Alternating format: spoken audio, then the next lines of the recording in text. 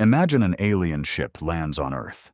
The crew has exactly one mission: watch you. Not your weapons, not your cities. You, the moment you wake up, reaching for your phone before your eyes are even fully open. The aliens write this down. 10 minutes later, you check it again. The real reason you do this is stranger than you think. The aliens wouldn't be impressed by your intelligence or your language. What would stop them cold are the tiny automatic habits you never question. The ones you do 100 times a day without noticing. Start with something small. You sneeze.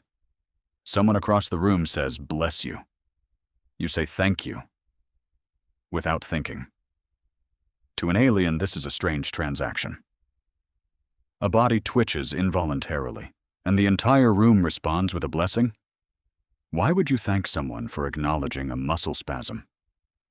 The answer goes back centuries. In medieval Europe, people believed a sneeze could let the soul escape, or let demons slip in. Bless you is the leftover fragment of a spell meant to protect you. You don't believe in demons anymore, but you still perform the ritual every single time. This is the first thing an alien would notice. Humans keep repeating rituals long after they've forgotten why. And that's just the beginning. Watch yourself in an elevator full of strangers. Everyone faces the door. Nobody talks.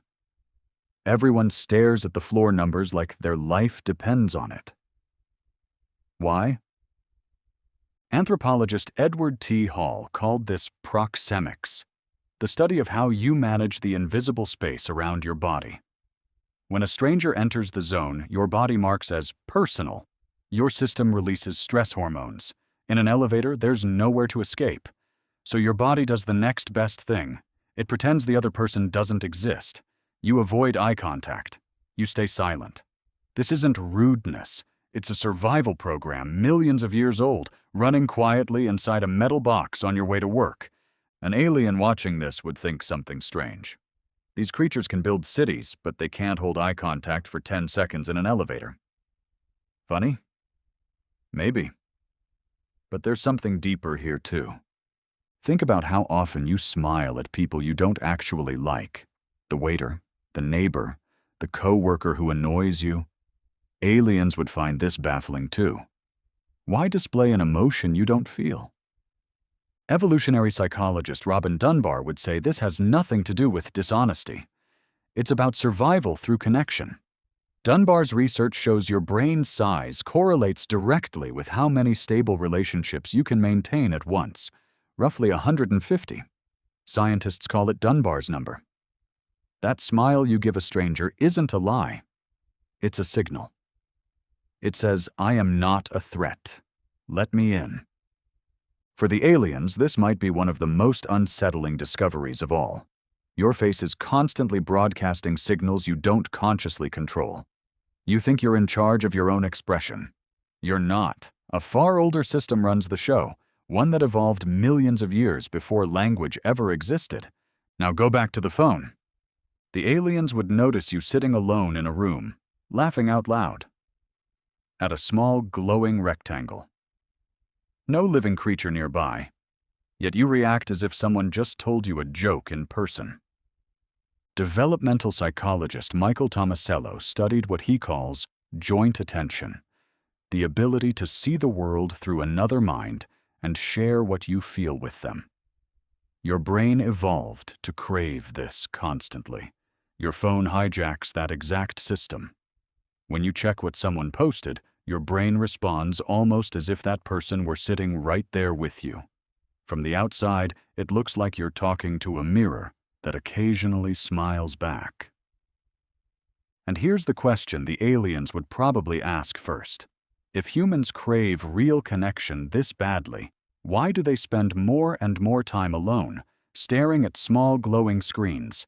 The answer isn't simple, but there's truth in it. Your brain can't fully tell the difference between a real connection and its digital shadow. A like releases nearly the same reward chemical as a genuine smile from a friend. It just fades much faster.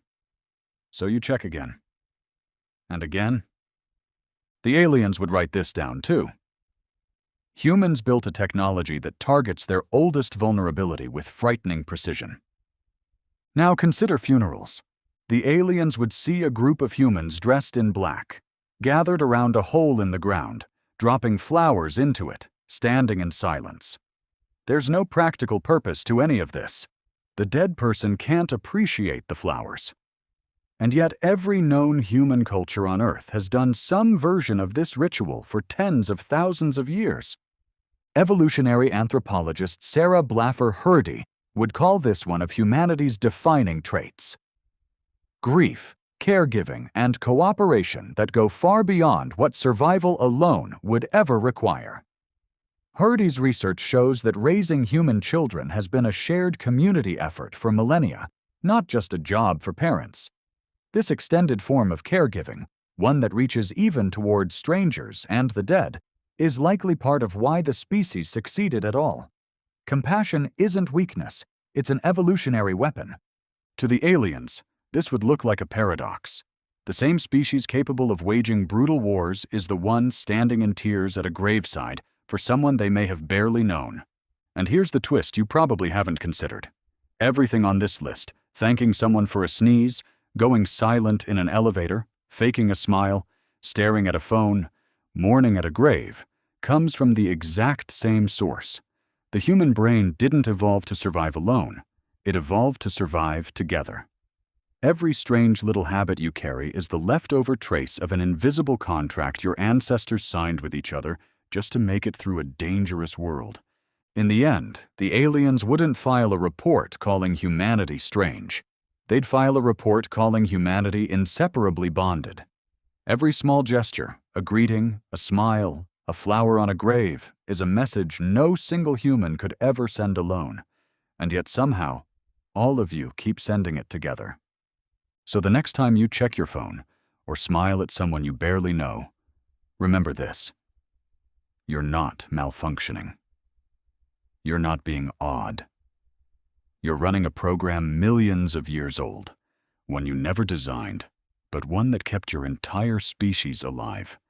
If an alien landed on Earth today and watched you wake up, phone in hand before your eyes even opened, they wouldn't be confused by what you were doing.